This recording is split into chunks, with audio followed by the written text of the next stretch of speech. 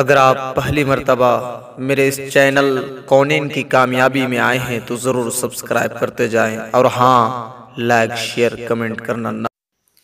غزوہ مؤتہ کے قصہ ہے، نبی کریم صلی اللہ علیہ وسلم نے مختلف بادشاہوں کے پاس اسلام کے دعوت کے واسطے قاصد روانہ فرمایا، اور ان میں ایک خط حضرت حارث بن عمیر ازدی کے ہاتھ بصرہ کے بادشاہ کے پاس بھی بھیجا تھا۔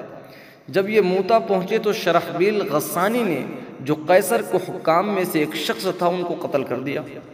قاصدوں کا قتل کسی کے نزدیک بھی پسندیدہ نہیں ہے، چاہے کسی مذہب کے ماننے والا ہو، کسی ملک کا رہنے والا ہو، ہمیشہ اس چیز کو ناپسند کیا گیا ہے، اور آج بھی یہ ناپسند ہے۔ نبی کریم صلی اللہ علیہ وسلم کو یہ بات بہت گراں ہوئی، اور آپ نے 3000 کا ایک لشکر تجویز فرما کر حضرت زید بن حارثہ کون ہے؟ آپ کو یاد ہوگا، منہ بولے بیٹے جن کو بنائے تھے، وہ حضرت زید بن حارثہ۔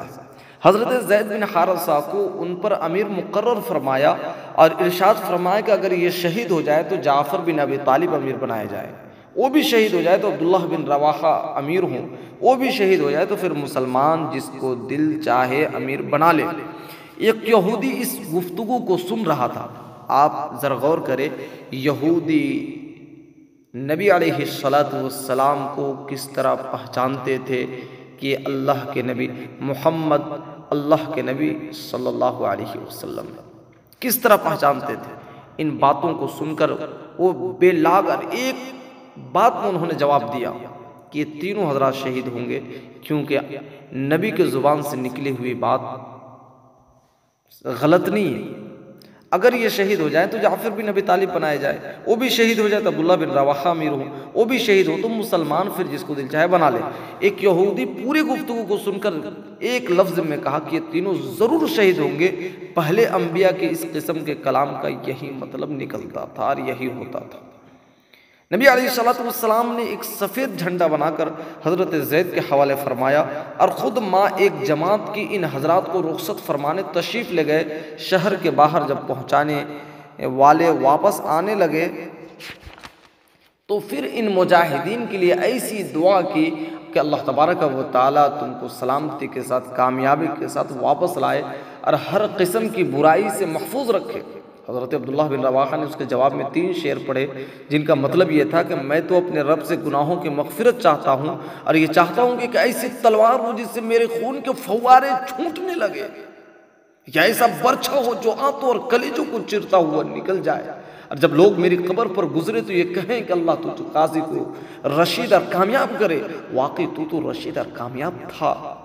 صحابہ کرام کا دل کیسا تھا، آخرت کا یقین ان کا کس درجے کا تھا کہ وہ اللہ سے ملاقات کے واسطے اور اپنی زندگی کو اللہ کے راستے میں لٹانے کے واسطے کس طرح بیتاب تھے۔ رب کعبہ کی قسم، کامیابی انہیں نہیں ملے گی تو پھر کن کو ملے گی؟ کیا ہمیں ملے گی کہ موت کے نام سے ہم گھبراتے ہیں؟ موت کا جب نام لیا جاتا ہے، اگر آج 4 لوگوں کے سامنے موت کا تذکرہ کریں تو آپ کے سامنے سے وہ ہٹ جائیں گے، اور وہ آپ کے منہ سے پھر کوئی بات سننا پسند نہیں کریں گے، آپ کے سامنے آنا پسند نہیں کریں گے، آپ سے دور رہنے کو اپنے آپ کو کامیاب سمجھیں گے کہ اس سے دور رہیں کسی طرح۔ بہرحال وہ حضرت صحابہ کرام کا یہ حال تھا۔ اس کے بعد یہ حضرات روانہ ہو گئے۔ شرحبیل کو جب ان کی روانگی کا علم ہوا کہ مدینے سے لوگ روانہ ہو چکے ہیں تو 1,00,000 فوج کے ساتھ مقابلے کے لیے تیار۔ یہ حضرات کچھ آگے چلے تو معلوم ہوا کہ خود ہرقل روم کا بادشاہ بھی 1,00,000 فوج ساتھ لیے ہوئے مقابلے کے لیے آ رہا ہے۔ ان حضرات کو اس خبر سے تردد ہوا کہ اتنی بڑی جمعیت کا مقابلہ کیا جائے، یا نبی علیہ السلام کو اطلاع دی جائے، یعنی مقابلہ کریں یا واپس ہو جائیں، یا نبی علیہ السلام کو اس بات کی خبر پہنچائی جائے کہ بھائی اتنی بڑی جماعت ہے، اس سے مقابلہ کیسے کریں؟ حضرت عبداللہ بن رواحہ نے للکار کر فرمایا، دیکھیں لوگوں، تم کس بات سے گھبرا رہے ہو؟ تم کس چیز کے ارادے سے نکلے ہو؟ تمہارا مقصود شہید ہو جانا ہے۔ ہم لوگ کبھی بھی قوت اور آدمیوں کی کثرت کے زور پر نہیں لڑے، ہم صرف اس دین کے وجہ سے، ہم اس دین کے واسطے اور اس دین کی وجہ سے لڑے ہیں، جس کی وجہ سے اللہ نے ہمیں کرام نصیب فرمایا۔ آگے بڑھو، دو کامیابیوں میں سے ایک تو ضرور ملے گی، یہ شہادت یا غلبہ۔ یہ سن کر مسلمانوں نے ہمت کی اور آگے بڑھے، حتیٰ کہ موتا پہنچ کر لڑائی شروع ہو گئی۔ حضرت زید نے جھنڈا ہاتھ میں لیا، میدان پہنچتے ہیں، گھمسان کی لڑائی شروع ہوتی ہے۔ شرحبیل کا بھائی بھی مارا گیا اور اس کے ساتھی بھی بھاگ گئے، خود شرحبیل بھی بھاگ کر ایک قلعے میں چھپ گیا۔ ہرقل کے پاس مدد کے لیے آدمی بھیجا، اس نے تقریباً 2 لاکھ فوج بھیجی اور لڑائی زور سے ہوتی رہی۔ حضرت زید بھی شہید ہوتے ہیں۔ حضرت جعفر نے جھنڈا لیا اور اپنے گھوڑے کے خود ہی پاؤں کاٹ دیے۔ اللہ اکبر، تاکہ واپسی کا خیال بھی دل میں نہ آئے۔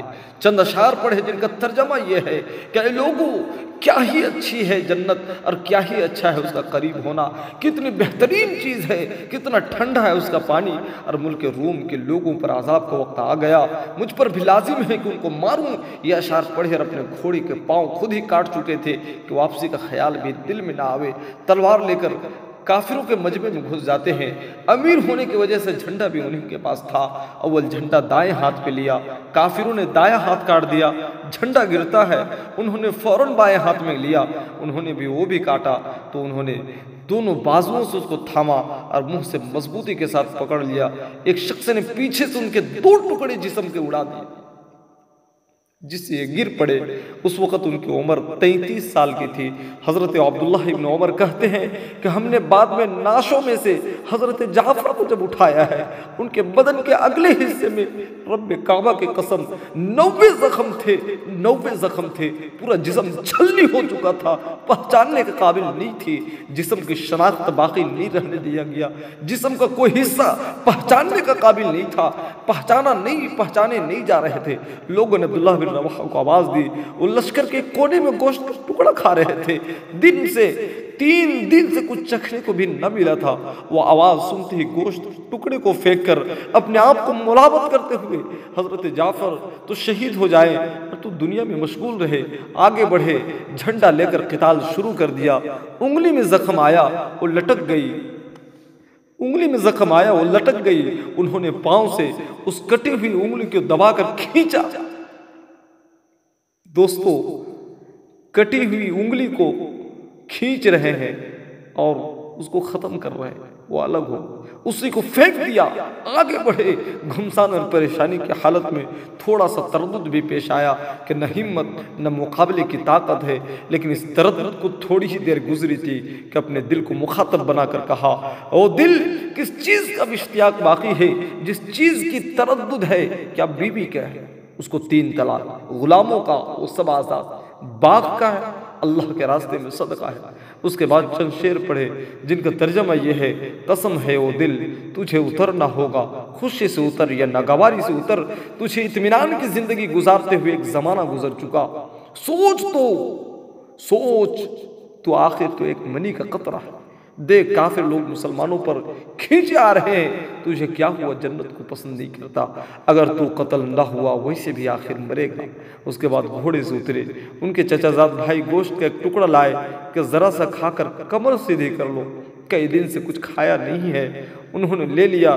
اتنے میں ایک جانب سے ہلے کی آواز آئی، اس کو پھینک دیا اور تلوار لے کر جماعت میں گھس گئے، شہید ہونے تک تلوار چلاتے رہے۔ میرے دوستو، صحابہ کرام کی پوری زندگی کا یہی نمونہ ہے، ان کا ہر قصہ دنیا کی بے ثباتی اور آخرت کے شوق کا سبق دیتا ہے۔ صحابہ کرام کا تو پوچھنا ہی کیا، تابعین